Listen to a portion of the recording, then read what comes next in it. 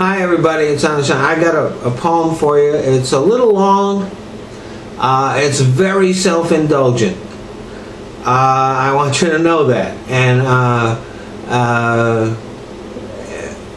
look, it's about a bad place that I had to get to in order to get through the really cool place that I'm at now. So if you start feeling sympathy, it's kind of wasted. But I think it's a pretty good poem. It's called Uneasy.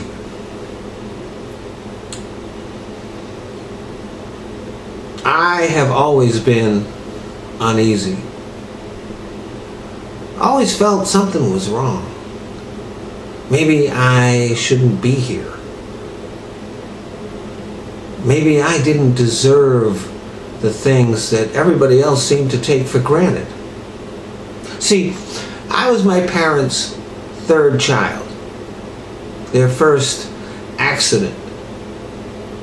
My arrival was not greeted with joy. It was met with resignation. I once asked my mother what she felt when I was born. "John," she said, "I was tired.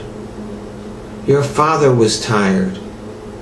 But we just said we'll just have to take what God gives us.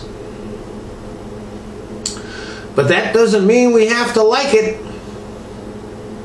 I heard those words so clearly in my head that for a moment I believed she'd actually spoken them.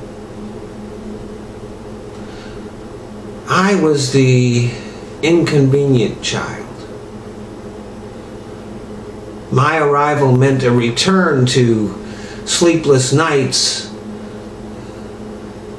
changing diapers, and myriad other child-rearing tasks that my parents thought were over. And I wasn't in the budget either. Money was going to have to be stretched just a little further. So sometimes they'd forget my birthday. It was a week before Christmas. There was a lot of things going on. And I wasn't going to mention it. I waited for the surprise. Waited for the cake and the happy birthday song. And bedtime would approach and I realized my day had passed by unnoticed. My day. Later, my parents would just feel terrible and they would be so sorry, and me, I would feel guilty for making them feel that way. This was the weight that bent my shoulders. The invisible burden I didn't even know I carried. I heard a poem once. "You are a child of the universe. You have a right to be here." And I knew that poem was a lie. When I found love, I didn't trust it. Didn't believe in it. Couldn't imagine it. So I lost it. And then one day, I lay in bed and was brooding about some bitter memory. And I said to myself, they should have seen. They should have sent me to a psychiatrist.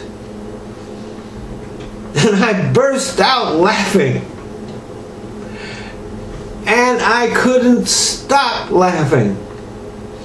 And I roared, and I gasped, and I choked.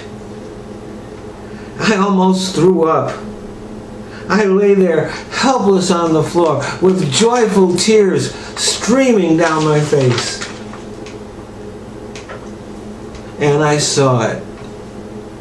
I saw it all with a clarity usually reserved for your deathbed. And I forgave everybody, especially me. And I felt light and bouncy and confident.